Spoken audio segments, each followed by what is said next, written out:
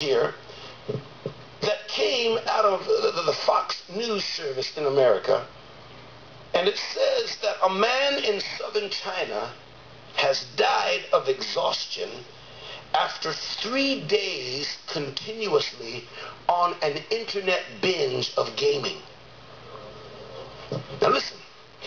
It says a 30-year-old man fainted in the internet cafe in Guzan, China, after he had been playing games online for 3 straight days with no food or no rest.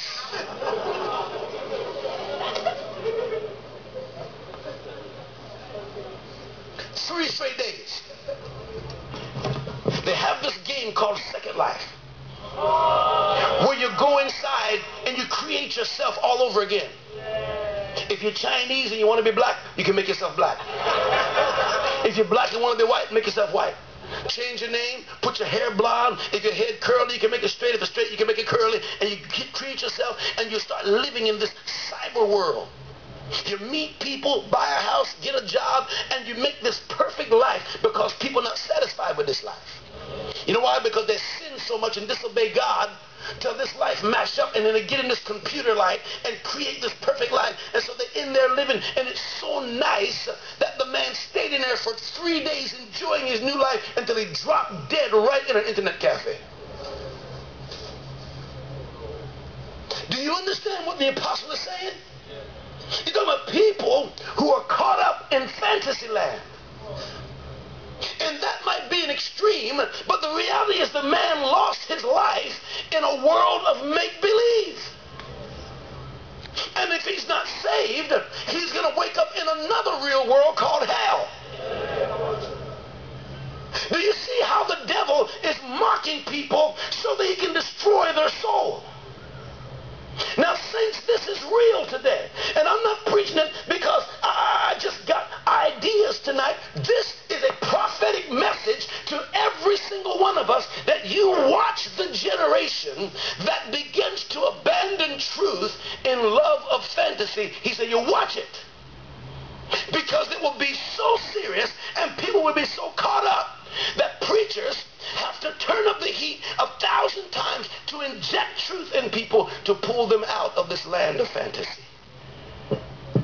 This is scary stuff, folks. See, I read an article the other day when I was back in Tucson, how that young British girls, this article actually came from BBC. It was such a serious article that it made international news in America from the BBC here in Britain, about how young girls in Britain consider it fashionable to be pregnant. And it's telling story after story in this article of 13, 14-year-old girls walking around with belly as if this is like a new fashion statement. Like a pair of jeans or a new little shirt from Next. And so they got this belly going on, and it's like the new fashion statement. 14-year-old girls walking around with big belly. And then proud of it. You ought to be ashamed. You ought to be trying to hide your face and run somewhere. I walk around sticking out, hey, how you doing? Morning. No, listen, I'm going to tell you, listen. You know why they're doing it? Because they're in fantasy land. They got these visions of grandeur, of being a cute little mother and walking a little baby in a and they have no idea what they've just done to the little 14-year-old life. And by the time they reach 20 and everything is spinning out of control, they can't sit down in a church and let somebody give them some raw truth about what they need to recover themselves. And you get on this spiral of destruction, and some people will never get out of it until they come to a Potter's House revival and get some hard injection of truth where God begged them to repent so you can get your life together. Because I'm going to tell you, fantasy land is going to crash on you one day.